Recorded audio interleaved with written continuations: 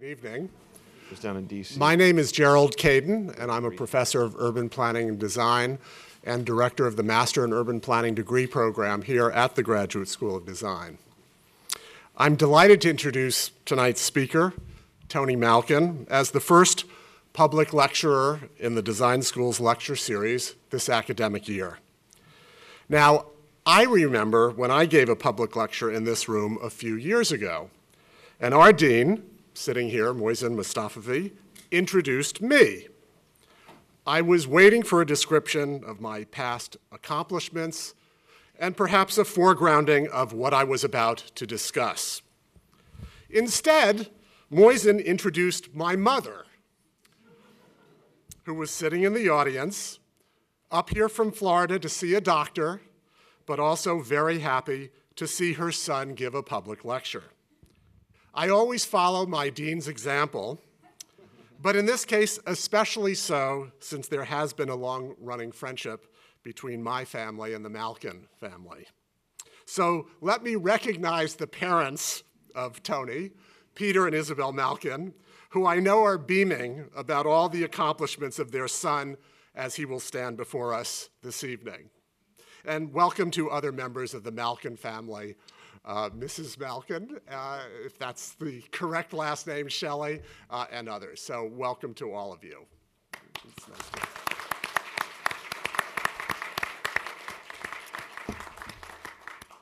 Tony Malkin has done something truly remarkable. He has taken a building as famous and established in the mind's eye as any in the world and reframed the way the world thinks about it. Now, he didn't require a Hollywood movie and its hirsute movie star to accomplish this feat. Instead, as owner of the Empire State Building in New York City, he understood that this amazing asset could be, indeed needed to be, repositioned financially, and that such repositioning could best be accomplished through a strategy many would deem as much in the public interest as in the private interest. I don't want to steal Tony's thunder by giving an executive summary of what he's about to say, but I will say that the Empire State Building is now viewed by many as a point of reference for the clever embrace of specific technologies and economies, rendering this 20th century icon with its challenging floor plates the embodiment of 21st century retrofitted energy efficiency. If the building is often lit red, white, and blue at night, as it is, even if the program of tower lighting embraces other colors at times, it appears to knowledgeable viewers today as green, green, green, day and night, thanks to his ideas and intelligent direction of a skilled team of experts. I could equally discuss his efforts with regards to the building's program of interior historic preservation, but I won't. The takeaway here for me is that Tony has officiated brilliantly at a marriage of private and public interest, a marriage that increasingly will be, in my view, the model for owning real estate around the world. Over the past year or so, Tony has faced a new challenge, Vornado Realty, a large real estate developer in New York City, which has proposed to build a 1,216-foot tower 900 feet away from the Empire State Building that would indisputably compete with its visual presence in the New York City skyline. The Malkins have very publicly challenged this potential interloper with a full-page ad in the New York Times and a commissioned poll asking respondents whether this addition would harm the character of the city's skyline. Let's be clear, views and viewsheds of iconic structures have been intentionally preserved through government regulation and judicial decisions for decades, indeed for centuries around the world. The Mayor of London published several years ago a view management framework offering protection of views from, for example, King Henry's Mound, Richmond, to St. Paul's Cathedral.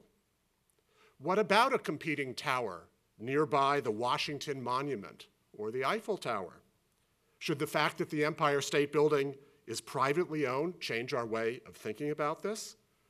And yet, of course, cities must grow and change. Is there a solution that may satisfy all goals that a city holds important? Tony Malkin is perfectly equipped to deal with these issues, given that he is a graduate of Harvard College.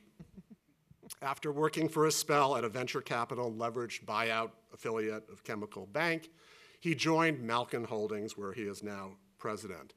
This and associated companies acquire, manage, construct, and market real estate for the Malkin family, active in real estate for 4 generations in New York City, and for others as well.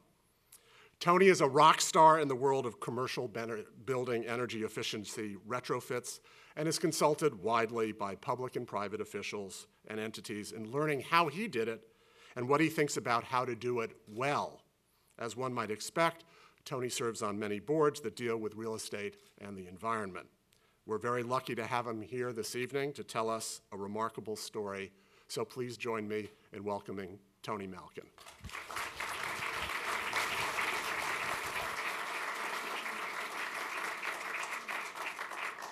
So with any luck, a vision will magically appear here. Bingo. So first of all, Professor Kadin, thank you very much. Second of all, there are 2 people here who are inexorably linked to why I'm here. They are my parents.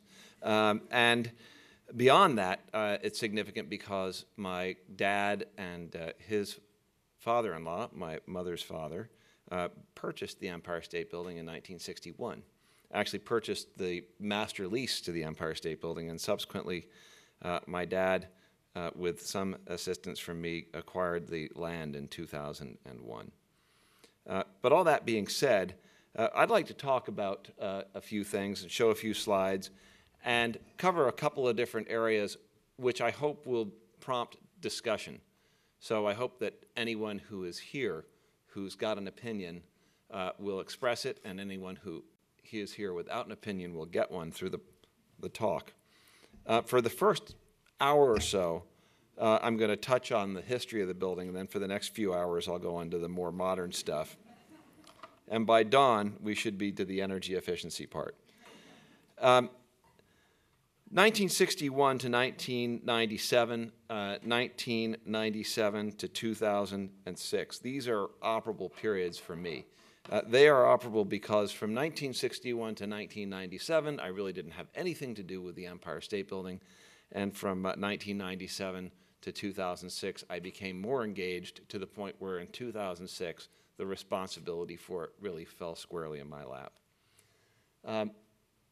I'm going to talk about the Empire State rebuilding, which was the way in which I chose to look at the building. It's interesting, actually, that when we started working with our leasing agent,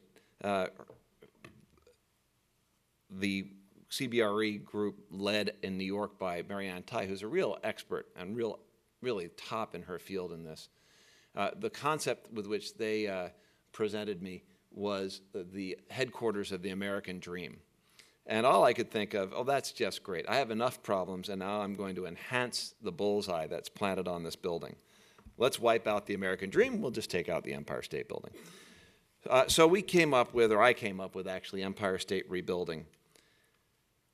This is how most people historically have thought of the Empire State Building. And this is really what it was in 2006 when I arrived. Glorious, beautiful. The Queen, or as I received a note from someone in Kuwait after we lit it for Eid al-Fitr, celebrating the end of Ramadan, the king of the New York City skyline. But there wasn't a lot inside that we really wanted to deal with that would be proud for people to come and see. It was making money, but it was not greatness. In 2006, after a lengthy dispute resolution, it was clear that we would have control of the building. I approached my dad in June of 2006, and I said, look, it's really not enough to be known as the owners of the Empire State Building because it's embarrassing when people go in it. It's the kind of building where no one with whom we do business actually has an office. The observatory is in sorry shape. And in short, we should either sell it and be known for having made a lot of money, or fix it and achieve greatness and be known for it representing the highest and best qualities for which we would like to be known. And I can only tell you that when I explained this to my dad, I said, look, we've done a lot of turnarounds in the portfolio. This dispute covered many, many different properties. This will be the exact same on a dollars per square foot basis, but it's a very big building, so it'll be very expensive. But I've got a high level of confidence that we can get it done. And I'd also like to point out that what we're doing, and I would also point out, by the way, the Helmsley estate, who share control of the building with us, also came out being very supportive of our efforts in this regard. I was not looking to return the building to its prior glory, because the building didn't have really any prior glory except for its position dominating the New York City skyline. The building never really had greatness. So, with any luck, there we go. We started taking something which everyone had defined as the Empire State Building, the Queen of the New York City skyline, King of the New York City skyline, and a B- building with showrooms, handbags, stockings, hats, employment agencies, 2.9 million square feet. Dr. Russell, come on in and have a seat. There's a seat right up front. All right. My brother's father-in-law. The issue really for us was that out of this 2.9 million square foot building, then measured about 2.5 million square feet, in New York where buildings grow overnight, there were 752 individual suites. And there were over 400 tenants of under 2,000 square feet. Has anyone here seen Broadway Danny Rose? Okay, well, it was that kind of a hallway. You'd walk in there, and it was a terrazzo floor, fluorescent lights on the ceiling, and door after door after door, many of them the original frosted glass with the gold lettering on it. Maybe now is an opportunity for me to ask a question. Who here is in the Graduate School of Design? Just a show of hands. Awesome.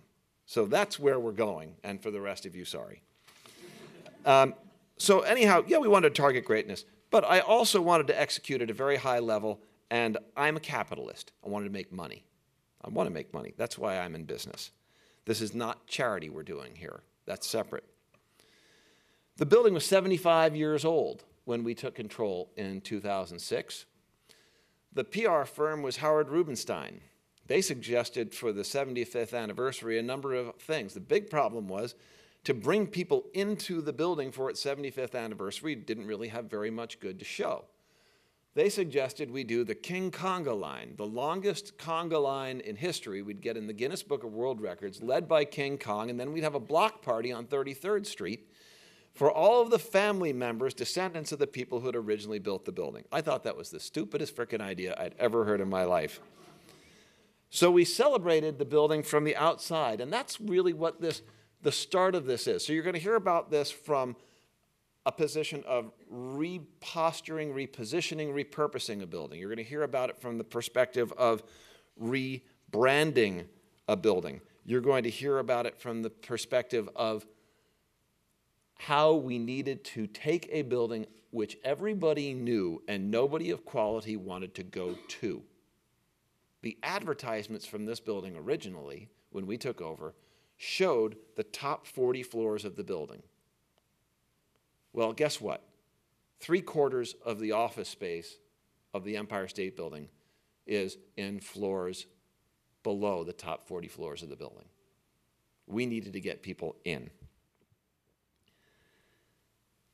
I'm going to go through a couple of detailed shots, but I want you to see, again, this is in 2006, we sort of laid low and began to take stock of what we had. In 2007, we announced this Empire State Rebuilding Program. we are pleased to reintroduce the Empire State Building. Okay? We set the tone. Empire State rebuilding. We're having nothing to do with the past. There's the past and the present. Anyone know what that is? That's the original ceiling from the lobby, as viewed in 2006. Above the translucent lucite hung ceiling and fluorescent lights, which were put there in the 1960s. You can just make out, if you look, the celestial sky, rendered in cogs and gears. This building was not built in the Depression. This building was built designed and executed at the height of and just towards the end of the Roaring Twenties. This was all about excitement, enthusiasm for the mechanical age. Look at that. You're going to see something really interesting when we go into other photos. The color palette of this lobby is largely white, brown, and gray. And that's because we have a gajillion watts of fluorescent lights hanging over it, which is not the way it was designed. Check this out. That's state of the art. Thousands of names in a directory. So you walked into the building and you started with the A's, and you don't even get to the Z's over here. It's not even in the photo.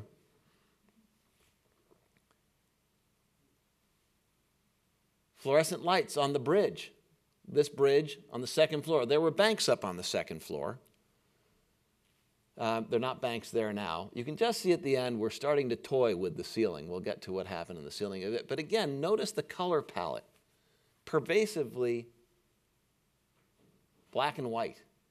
This was terrific, done by our grandfather. There are several of us who have had him as a grandfather, one great-grandfather to someone in this room. The 7 wonders of the world, plus the Empire State Building, done in wonderful sort of Chagall-esque plastic. They tore out bits of marble in the building to put this here. Well, you know what we did? We put it back. By the way, this is called building porn. I hope you're enjoying it. Hope you know it when you see it. Taking the original marble didn't exist. We went to exhaustive efforts to recreate exactly what was there.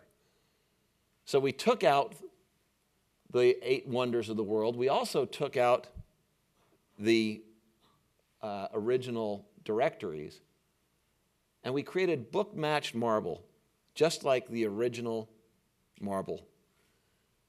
This actually came from Germany. I actually went through individual slabs of marble. I wanted to get the veins correctly. I wanted to get the colors correctly. Notice this. It's not gray. It's rich reds and ochres. It's an incredible color palette once you get the lights down. This is beautiful. Everyone needs a clock, right? But that's not what was there originally. This is it restored. It was originally wind direction and speed at the top of the building. Take a look. I showed up for the first time. I took one quick look at it. I said, God damn it, I thought we were going to get rid of the clock. They said, we did. I said, oh. It's the wind direction and anemometer. I got it. We needed to create an entrance. We have 4 million tourists a year come through the Empire State Building, plus or minus, plus typically. We had fat people in tank tops and flip-flops with screaming kids and ice creams going all the way through the lobby. We did not lease, and we waited for all the leases to expire on the second floor, and we created an observatory, queuing, security, ticket taking, and you'll see display area on the second floor. Tourists come in on the 5th Avenue entrance, they go up a bank of escalators, and they leave the extensive 33rd and 34th Street lobbies alone, and that's where we created the tenant-only reception.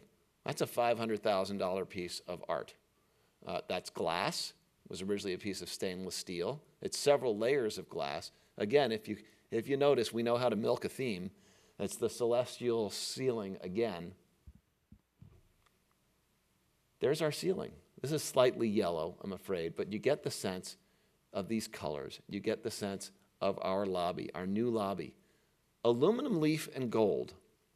When Beyer Blender Bell originally showed me the first sample, I said, what's that made of? They said, well, it's silver leaf and gold. And I said, well, was it originally silver leaf? They said, no, originally it was aluminum leaf. I said, well, why did you make it silver? They said, well, aluminum's so cheap. Not in 1929 and 1930 it wasn't. Aluminum in 1929 and 1930 was far more expensive than silver. It was the space-age material that enabled mechanical flight with metal instead of lacquered on cloth, on wood. And it required an immense amount of electricity to make. So the statement they were making by putting gold and aluminum, the mechanical age, the most expensive stuff you could have, and there's our ceiling. It's not the original ceiling. Believe it or not, the building was landmarked with the fluorescence and the lucite in place. So we actually had to build another ceiling below the original ceiling and leave the fluorescent strips in place in order to satisfy landmarks. Take a look at this. Let's go back just a couple, and you'll remember this picture. Well, that bridge is represented in this image right here. That never existed. That was the original design for the chandelier. And we found the folks who made it originally, and we reproduced it, or we produced it for the first time, and we put the ceiling back on. Here, that's silver. They put the cheap stuff on the low elevator lobby ceilings. Those were all lucite, textured lucite, and fluorescent. And we went up to the Corning Glass Art Museum. We found the original designs, and we recast in glass all of the original lighting gels. And here's the money shot. 2006, 2008. Took 13 months to build the building and 2 years to redo the lobby. Go figure. Those were not original. That was not original. Different clock, different lighting, different ceiling. The branding, reinventing the world's most famous office building. Remember, we only recently have started calling it the Empire State Building again. Achieving excellence, bringing out the architectural detail. We had to bring the inside of the building to people on the outside because no one would go in it. And when they're at the beach for the summer, we hit them there too. It's hard to read, but basically it said along the lines of, while you're at the beach, we're working. That's a LEED Platinum, and I'll get on to LEED in a moment, but that's a LEED Platinum pre-built. Pretty cool, huh? 42nd floor. The views from the building are outstanding because even at the 42nd floor, there's hardly anything around. The tenants we've brought in, Skanska, Coty, Li & Fung, the FDIC, LinkedIn has a full floor at the Empire State Building. Everyone in LinkedIn wants an Empire State Building card. If you notice something about our ads, sorry, I tend to do this, there's no address. They presented an ad campaign to me with an address on it. I fired that ad agency. You can put a letter or a postcard to me from anywhere in the world, put a stamp on it, and write Empire State Building, and I will get it. You don't need an address. You go to New York, you look up, you find the building. That's why the LinkedIn people love the Empire State Building card, because their card only says Empire State Building. That's it. Now we're going to plunge in a little more. One of the big things that we've done here is green. I was just down in D.C. yesterday briefing the Ways and Means, Finance, and Energy and Natural Resources committees, the staffs of those committees in the Senate, as the world is shifting. If all you know is ASHRAE, Green Globes, and LEED, you're sunk. You have got to understand the quantitative approach to energy efficiency retrofits in the existing built environment. You know, why does this matter? Depending upon how successful you guys are, and ladies are, between 90 and 95% of the buildings that are present in American cities, major American cities, in 2045 are already here. So you can build all the new efficient stuff you want. All it will do is slow the accretive increase in energy consumption. But if you want to dial back, you've got to deal with the existing built environment. Number one. Number two, New York City is a very efficient city. It's very dense. The denser things are, the more efficient they are. 80% of the energy consumed in New York City is consumed by buildings. You know, I had to sit there while one of the Pelleys, who designed 15 Penn Plaza, said, and the great thing about this is it's right across from Penn Station, and of course, transportation is the biggest consumer of energy in New York, and this way people will be transported less. And of course, I just thought to myself, idiot. It's not. 80% is buildings. The top 25% utility bills in New York, by number, consume 50% of that 80%. So 40% of the energy consumed in New York City is consumed by the top 25% of utility bills. We reduced our energy consumption by 40%, kilowatts and BTUs. Anyone here read The Economist? They have something there called the Big Mac Index. So they'd like to take a commodity and figure out whether or not currencies are overvalued or undervalued based on how much a Big Mac costs in that country. The kilowatt hour is the most commonly traded commodity in the world. Now, we don't have a price for carbon, but we have a price for a kilowatt hour. That's about a pound of carbon, according to Amory Lovins. But the concept is, if you hit the top 25% of energy consumers and you saved 40% on each of them, you'd reduce total New York City energy consumption by 20%. Okay, instead of thinking about replacing energy production with alternative energy like wind and solar at 3 to 5 times the cost of a negawatt as opposed to a megawatt, we should be focused on creating value through energy efficiency retrofits. Because through the work we've done at the Empire State Building with the Clinton Climate Initiative, Johnson Controls, and Jones Lang LaSalle, we have proven, we've created a process and proven that through a monitored and verified fashion, you can quantitatively demonstrate off of a benchmark what you do, what it costs, and what you make. The real estate industry is catching on. Who here has heard of the Greenprint Foundation? Show of hands, please. You guys have all got to get on board. Seriously. The Greenprint Foundation is created by Chuck Leitner. These guys are the people for whom you want to work. He used to run Reef, which is a division of Deutsche Bank, was a division of Deutsche Bank, and they are a bunch of big real estate owners from Hines to CalSTRS who are realizing LEED doesn't do it. It doesn't tell me what I spend and what I make. This is about what you spend and what you make.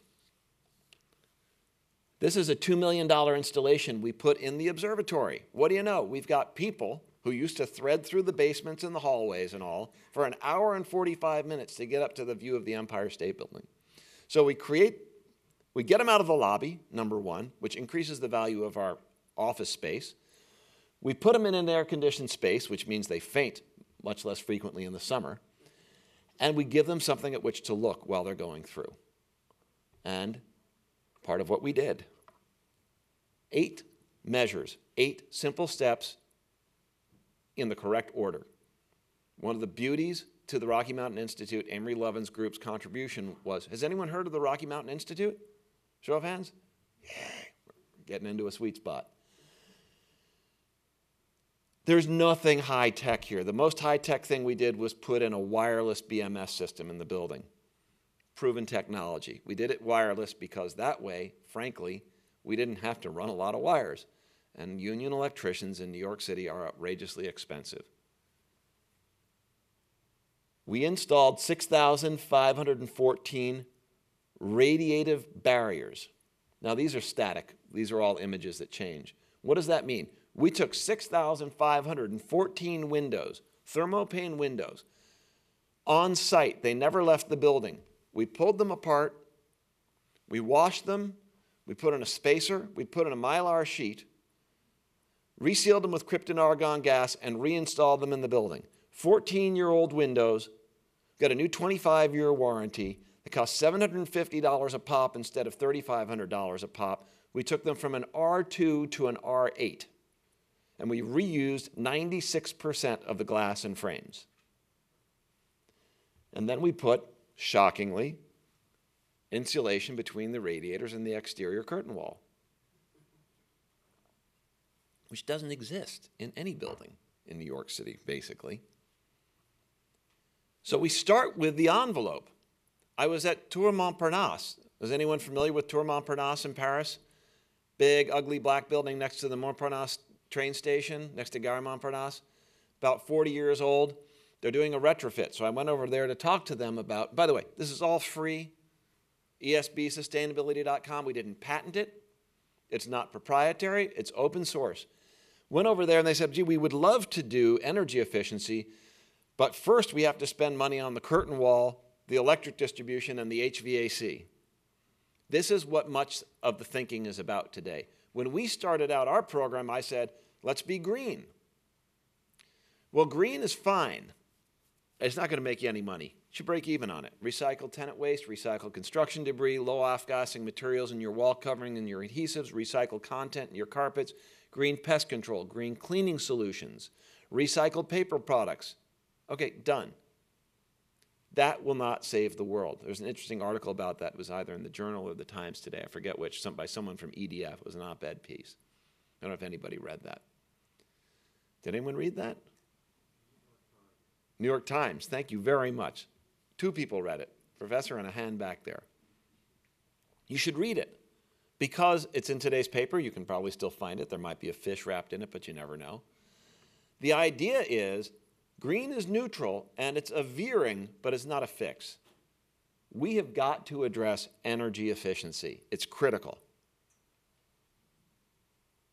By limiting the heat-cold transfer through the outside of the building, then, remember, I was thinking about let's get the most energy-efficient cooling system we can.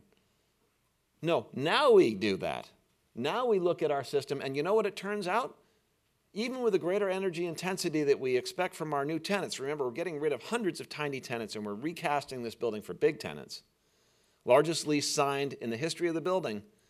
We signed actually, it wasn't even 18 months, it was January of this year, and we're about to sign an expansion.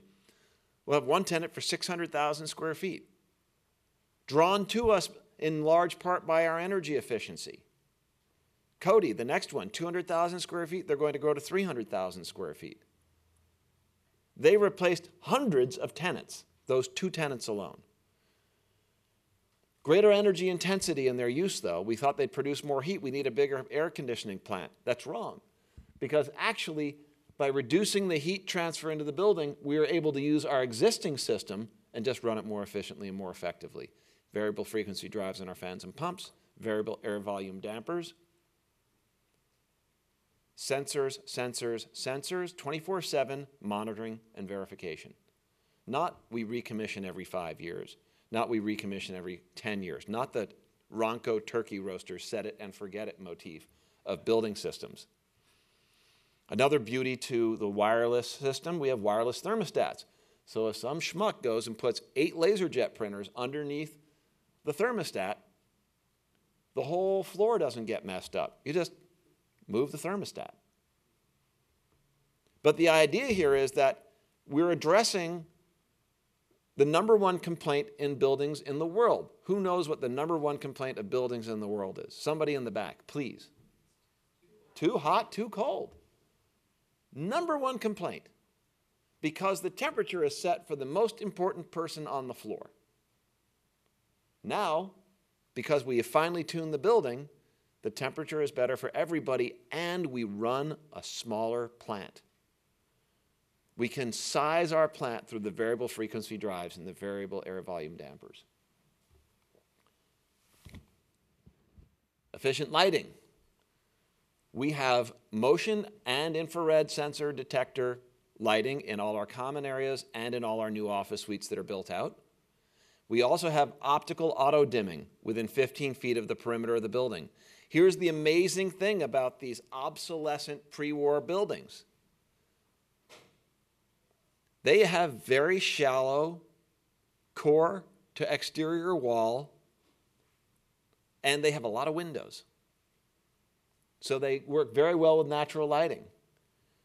I love this one. It's not in action because it says obviously stop, but the whole concept here is retrofitting versus building. If you don't think the people who did this project on the retrofitting side, by the way, if you don't think they had a ball, you're missing out on something. They had a ball. You can do a lot with retrofitting. But the concept here is that building that exists, to tear it down. Let's say you go buy a Hummer, okay? Brand new Hummer. And then you feel like an idiot, and your kids hate you, your wife thinks you're a jerk, your partner thinks you're an idiot. You say, oh, I'm going to go buy a Prius. Okay, that's a tremendous waste of energy. There's an immense amount of stored energy in something that's already built. Life cycle cost analysis is really important. With the Empire State Building, because we were spending all of this other money at the same time, we ended up with only a 3% premium to incorporate energy efficiency into our building. $550 million project in total. $93 million we spent differently on the same things that we had planned to spend. But we spent it differently. Hallway lighting, cooling, systems. $13 million we had not planned to spend. Less than a 3% premium. Integrating it into the total upgrade. 3-year payback. 40% reduction in kilowatt hours and BTUs consumed. Now, this has a lot of relevance in other parts of the discussion, okay? Number one, life cycle cost analysis is important. So a big issue here is whenever you're spending money, you need to have a master plan for your building, number one. And number two, tenant installations. Who knows in commercial office buildings the percentage of energy consumed on average by tenants? A guess? Anybody? You guys have got to know this stuff. This is the future. 55 to 60%. And what happens in big buildings with big new tenants? They rebuild the space. Therefore, they're building new, and that's the least expensive time to build in energy efficiency steps.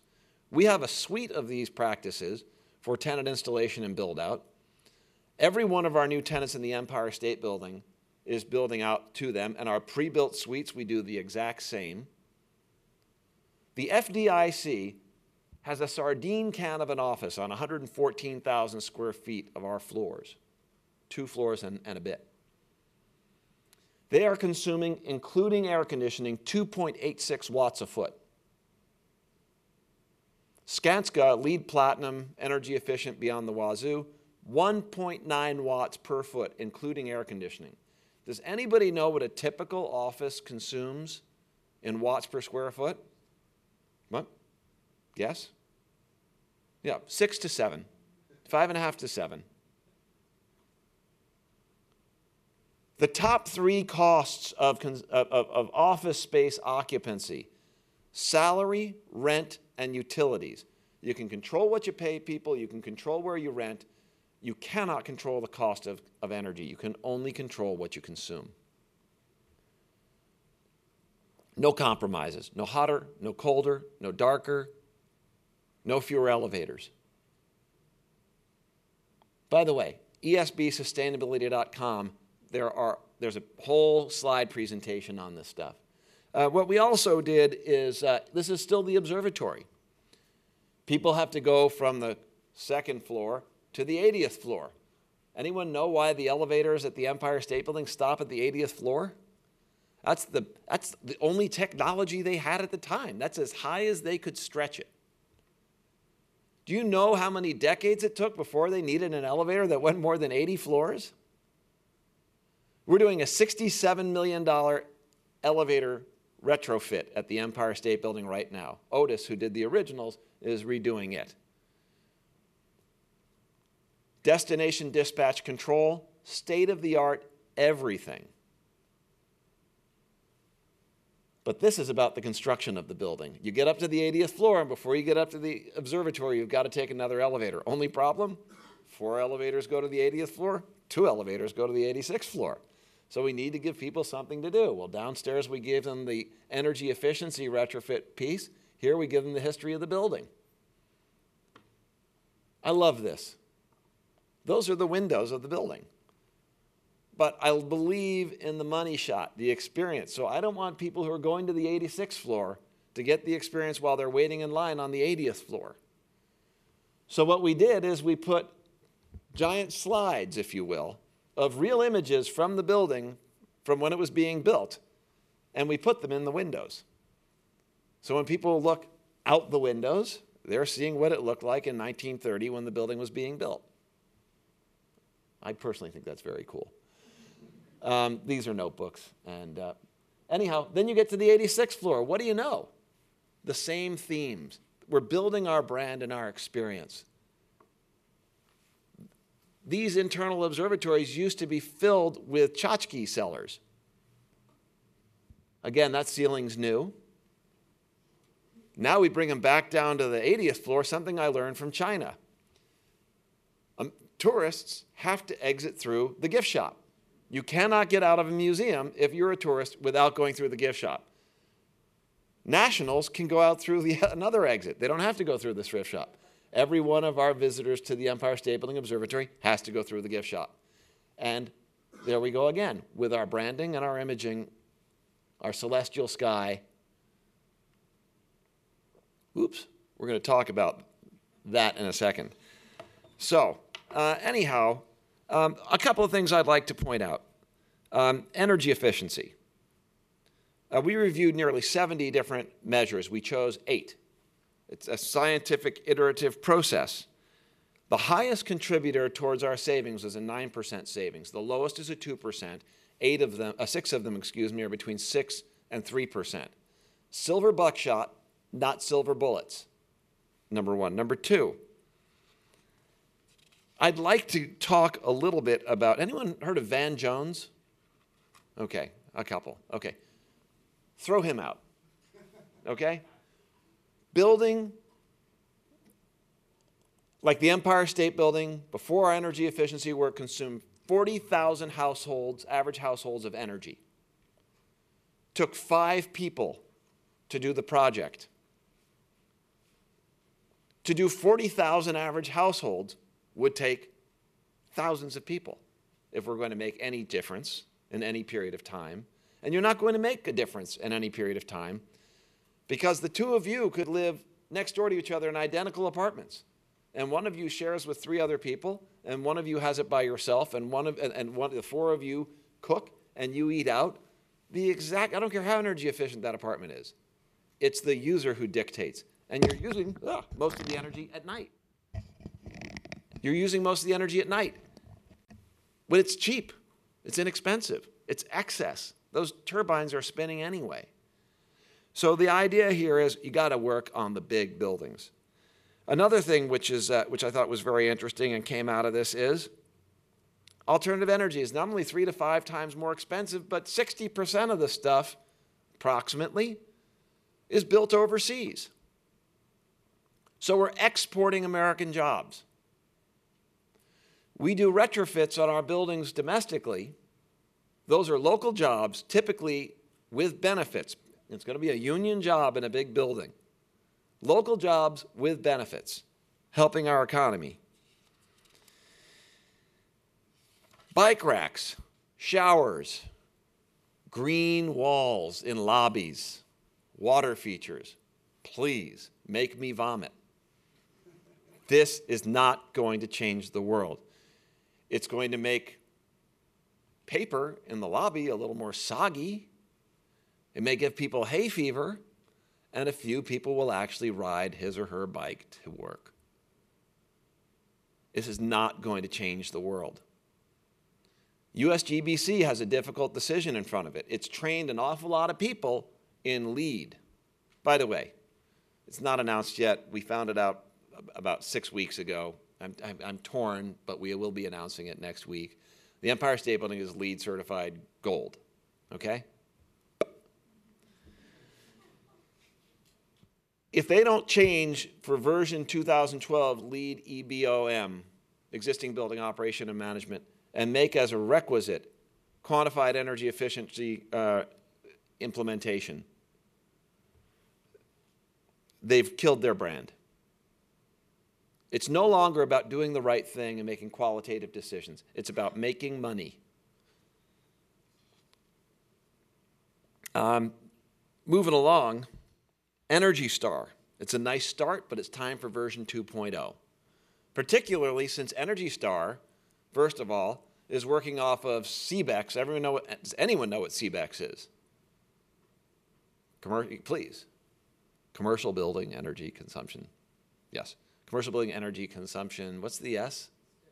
Standards. Thank you. Frickin' 2003 data is what we're working with. They have just restored the money, which hopefully will make the most recent data useful. They keep cutting it out of the budget, the federal budget. But it's a relative measurement anyway. That's the only standard they've got for LEED. You have to be Energy Star. All right, we're Energy Star, by the way, at the Empire State Building for 2009 and 2010. Again, big whoop. The key is, if you get a building that cuts its energy consumption by 50% and still doesn't qualify for Energy Star, you should give that person a medal. The key is that 60 to 55% of energy consumed is consumed by tenants, yet Energy Star only deals with the building owner. And it should be dealing with building systems and tenants differently. And tenants should be motivated to work towards a rating. And Energy Star has a wonderful feature called Portfolio Manager. Is anyone familiar with Portfolio Manager? You guys should learn what Portfolio Manager is. It's a quantitative assessment which measures your actual performance, but you don't get a prize for it. Energy Star has got to change. This is what I'm talking about down in D.C. 15 Penn Plaza. For the last part, for the last part here, I would just like to show you some funny slides. An unwelcome new neighbor. I had a wonderful summer last year. We had the Vornado project and Mother Teresa's 100th, the anniversary of the 100th year of her birth. And a nasty person named Bill Donahue thought that, anyone heard of Bill Donahue? Good. He's not relevant to GSD, but you should probably know who he is anyway. He thought that we should light the building in blue and white for Mother Teresa.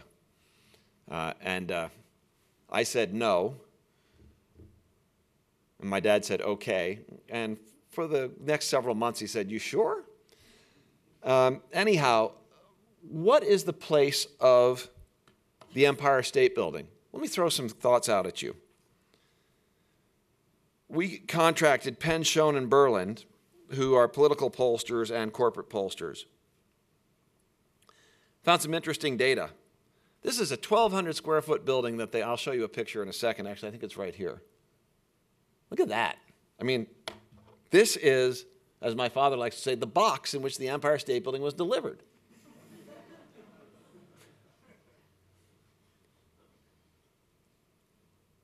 I mean, that is heinous. 95% of New Yorkers say the skyline makes them proud to be a New Yorker. 69% of New Yorkers said that it matters to them if 15 Penn Plaza detracts from the Empire State Building on the Manhattan skyline. 97% of New Yorkers say the Empire State Building is the building that most defines the New York City skyline. We also polled visitors to New York City. And by the way, these are statistical polls. The total universe was over 2,000 people. 92% of visitors say that seeing the Manhattan skyline makes them excited to visit New York City, and 2/3 said it would matter to them if a building were built that detracts from the Empire State Building's contribution to the character of the Manhattan skyline. What is the role of development And what is the role of spirit, soul, identity? New York City, the financial industry, is decreasing in its importance as an employer. Does anyone know what the largest job addition in New York City has been over the last 10 years? It's, interestingly enough, it's not even healthcare.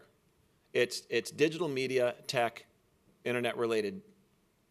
And a tremendous amount of that, by the way, LinkedIn, right about there, is occupying pre-war buildings that have been repurposed.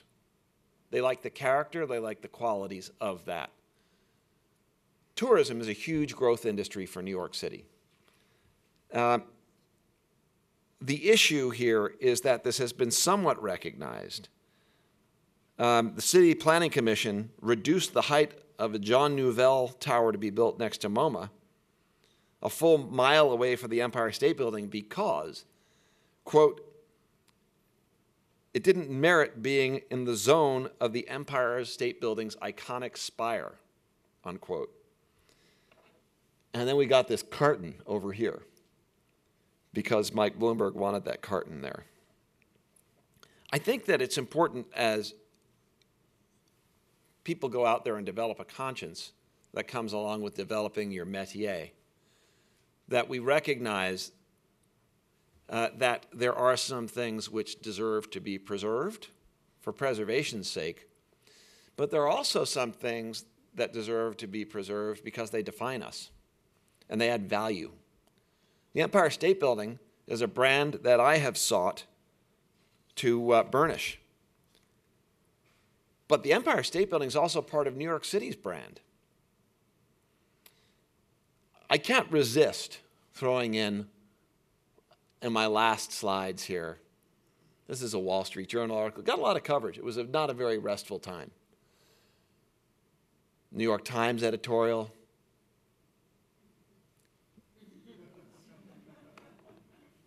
I have a couple of friends who've had some marital difficulties, some of which have ended up on page 6 of the New York Post.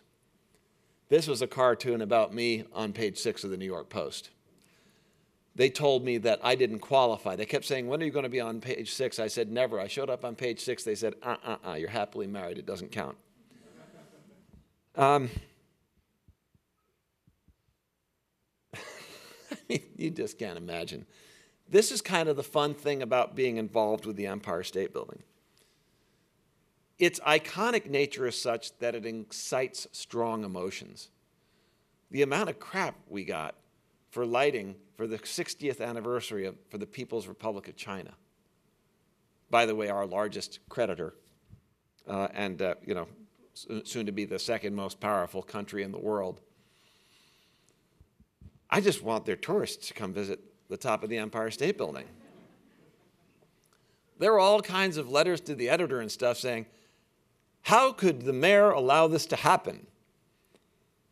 I did not publicly say it, but of course the mayor had nothing to do with it. But the Mother Teresa thing was very funny to me.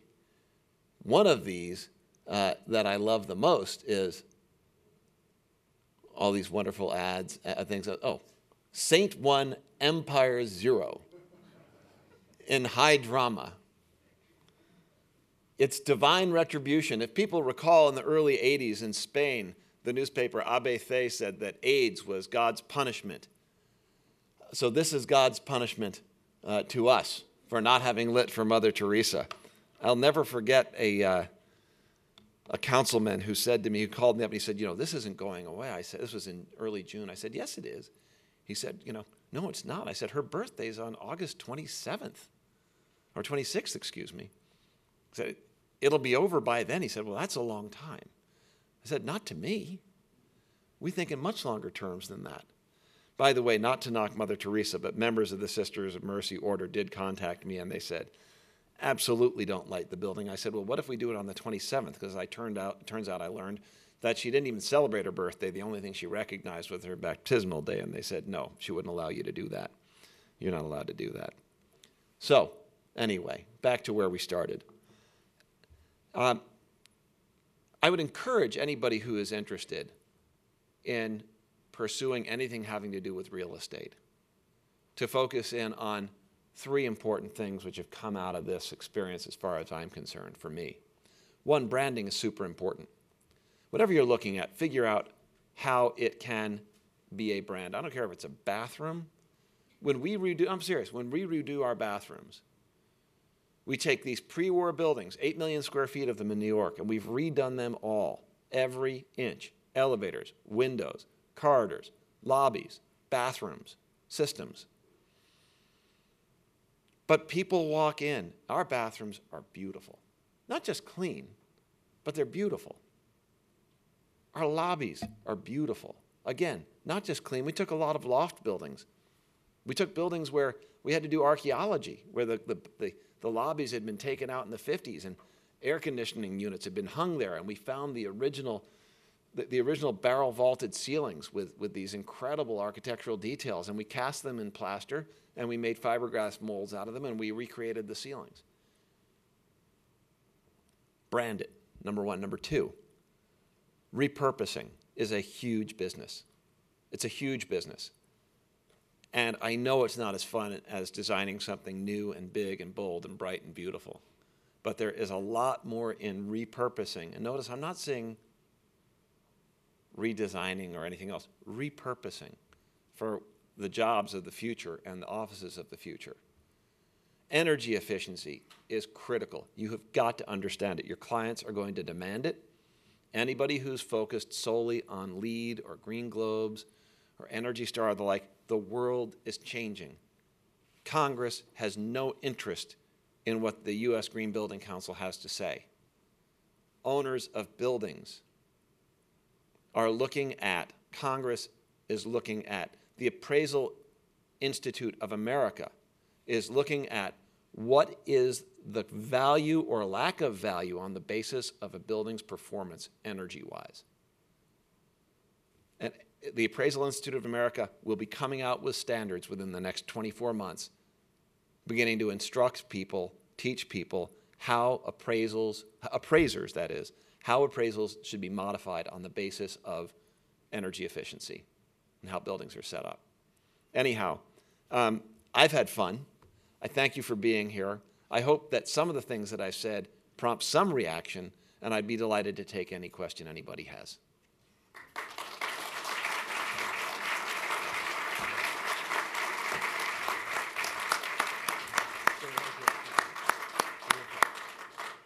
So, as is our normal custom, we have time for some questions and comments and answers from Tony. Sure, please. Go ahead, and we have Okay. a microphone here, so please wait for it to arrive. Don't be embarrassed if you gotta leave. And just identify yourself, please. My name is George Mokre, and I know Victor Olgier, who worked on the Empire State Building project through RMI. Right?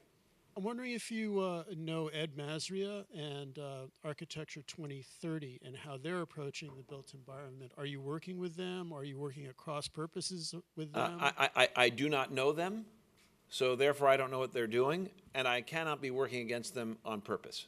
You should learn about it. Architecture 2030 is saying some of the very same things that you're talking about in terms of energy efficiency in the built environment and repurposing and energy efficiency. Ed Masria, M-A-Z-R-I-A, is the guy. I will look it up, but I would also question, in all seriousness, how much what they are doing has been informed by the work that we have done. But I will definitely look it up. Next. Anybody? Yes.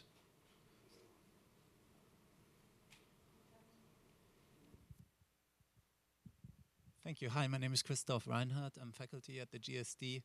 I mean, you're starting off with $5 to $6 per square foot. I mean, that's really a terribly high number that maybe shows how low quality the New York City building stock is. A little bit of a third world country level that you start from. So, I mean, we had really the capitalist approach. You can get that number down by a factor of 2 or 3, and that makes financial sense. Talking about watts per square foot. Well, that was the number you Right. were quoting. Yeah. So now that is in a way a follow-up question. If you now want to do integrated design process, you can have that number again, but it will cost you more. So here's the What thing. would be your approach to that? And I'm not saying that in a. So here's in a the thing that I was down in Washington talking about yesterday, which is there's something called Reg 179D, which was made available. It's a tax deduction for people who reach and achieve an ASHRAE standard. You know, an ASHRAE to me is a bunch of really smart people who have a keg party and come up with sort of hijinks. You know, it's unachievable. The Empire State Building, we didn't earn a penny, didn't qualify for a penny under 179D, which requires a 50% reduction off of a benchmark. What we did is we sought to show what you can accomplish in the realm of low-hanging fruit.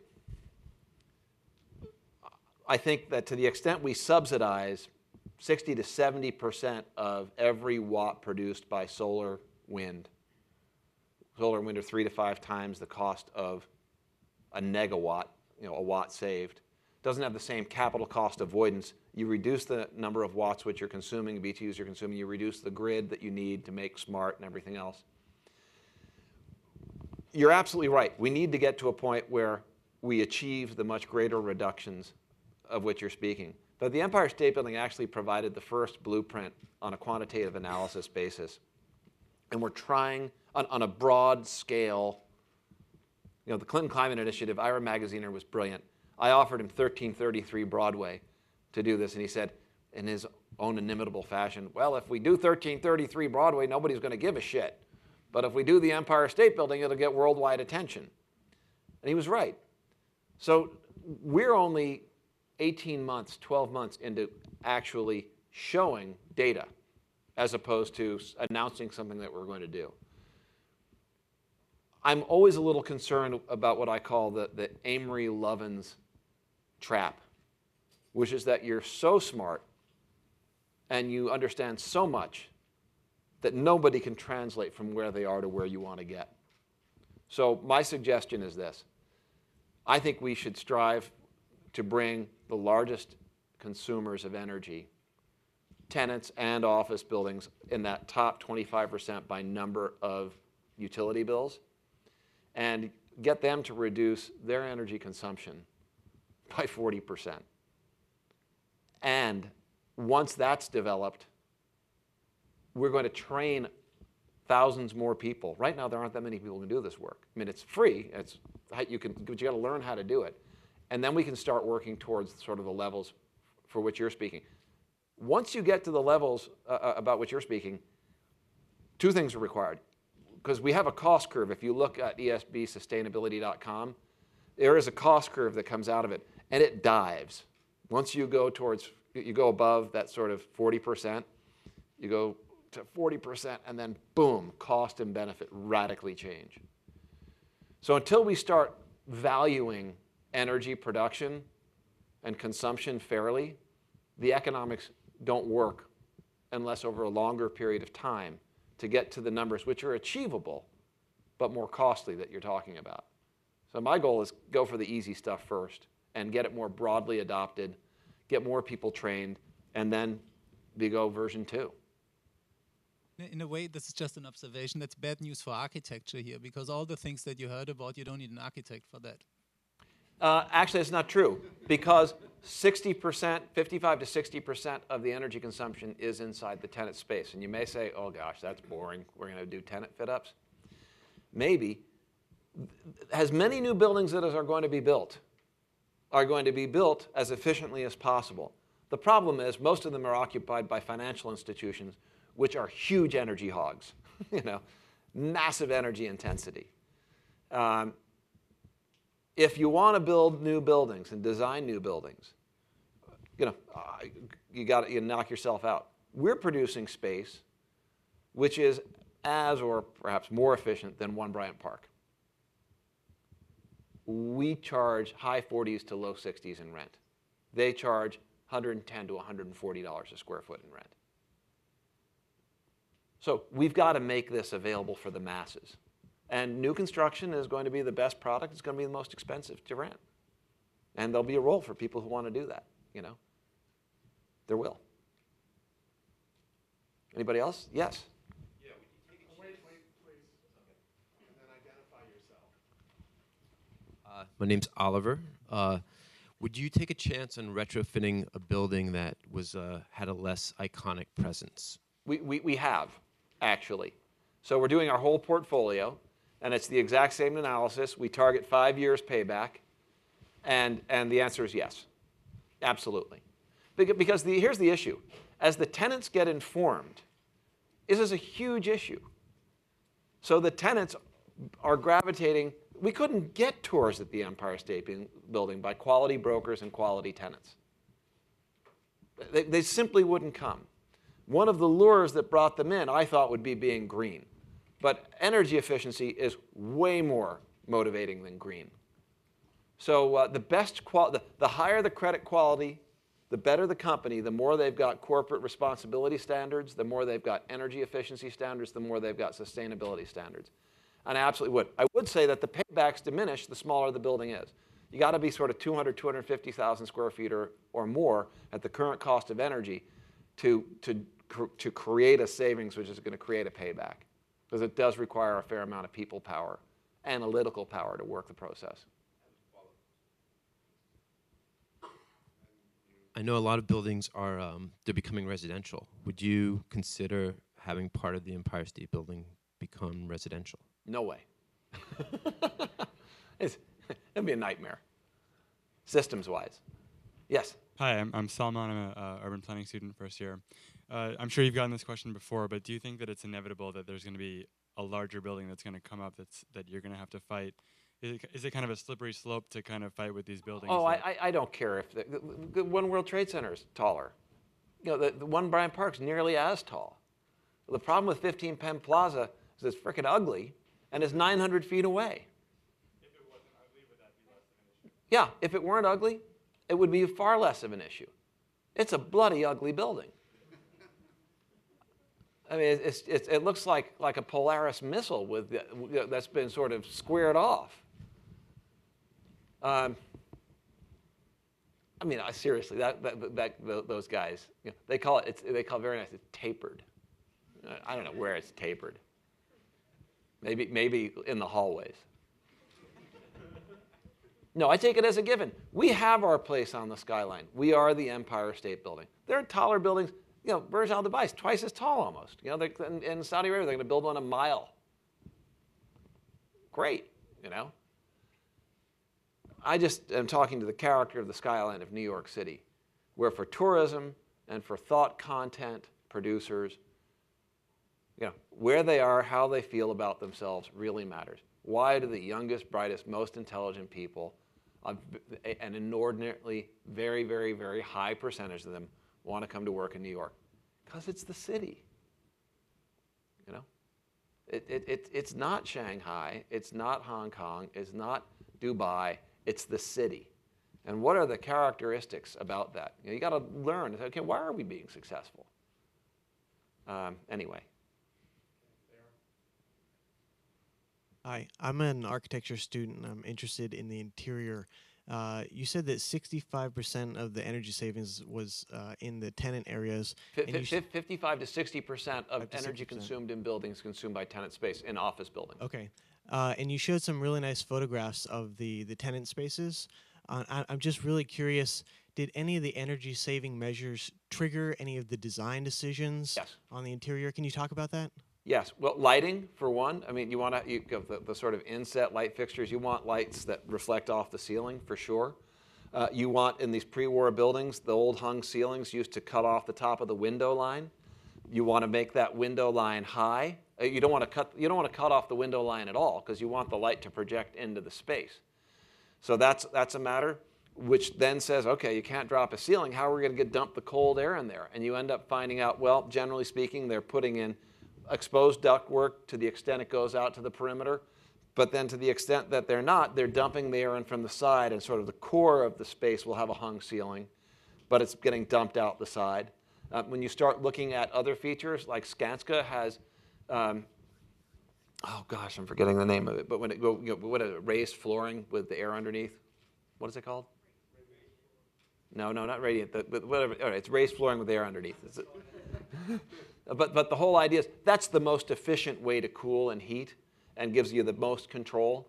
And that means, therefore, that you've got to start thinking about where your equipment is being placed a little differently, because the returns are very different under that scenario. You're not returning air through the light fixtures of a hung ceiling. The other thing which is really interesting is that we ended up with surplus chilled water capacity and condenser water capacity in the building. So a big component of energy efficiency is we have banned air-cooled units. No air-cooled units for supplemental air or overtime air at the building. Instead, we charge people. But now we do the math, and we charge people less than it would cost them in electricity anyway to have an air-cooled unit, number one. And number two, air-cooled units require a tremendous amount of capital install to deliver the electric to them. Number three, air-cooled units need an air exhaust, so they take up a window line. And the windows are very valuable and important. So we find that, and the tenants say, are you really going to provide us 24/7? And the answer is, yes, 24/7, 365 days a year. So an interesting thing from an architect's perspective is to look at what's required. For instance, a BMS system into which you can tie. So you start working with your tenants and you start saying to your tenants, don't go to a building that doesn't have a BMS system into which you can tie your HVAC system.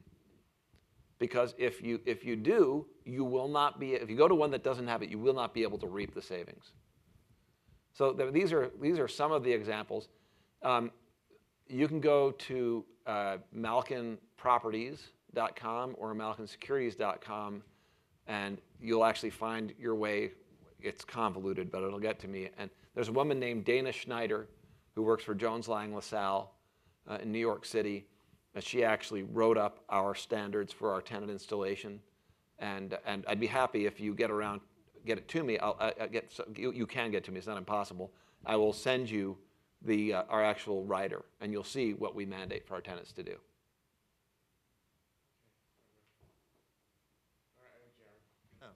Hey, I'm Jared Katzif. I'm a urban planning student. I wanted to ask what you thought the role was for the public sector here. New York. It's a cinnamon roll. Better than a gender role, I guess. So the New York City in 2009 passed the Greener Greater Buildings Law. Yeah. Landmark legislation for buildings over 50,000 square feet, mandated efficient lighting, submetering of tenant space, energy audits every 10 years. What else needs to be done to make sure that? I think Greener Greater Building version 1.0 is great. Version 2.0 is under development. I think they did it very well. I actually, Rit Argawala and Neil Parikh are the two people who worked on that. I worked very closely with them on that. I was the one who told them, don't focus on the residential, don't focus on the small buildings. It's the most vocal opposition, and it's the greatest number, and it's not where the benefits are. But the problem with, I said they should require 24/7 monitoring of commissioning. Instead, they are doing retro commissioning. Version 2.0 will have real-time commissioning requirements. A lot of the stuff which was thoughtware and planware, which we were doing at the time, is now hardware and installed and can be monitored. But the bottom line is, I think the work done there, I think the work done in San Francisco. Tom Steyer is a hedge fund guy, runs a firm called Farallon. I'm talking with him because he wants to roll this stuff out in California, mandatory for the state of California. He's one of the people who bankrolled the opposition that prevented the landmark legislation for the state of California requiring energy efficiency from being overturned. So I think that these are baby steps. I'm working with Governor Cuomo now on the Savings and Government Efficiency Commission, the SAGE Commission, and we just had 2 people in staff assigned, and we're going to look at this from a state level. We think with New York State and New York City, we can create a replicable model which can be more broadly adopted. Okay, look, there are lots more questions. We're going to call the public event to a close. Tony will be down here, so please join me in thanking Tony. Thank you very much. Thanks.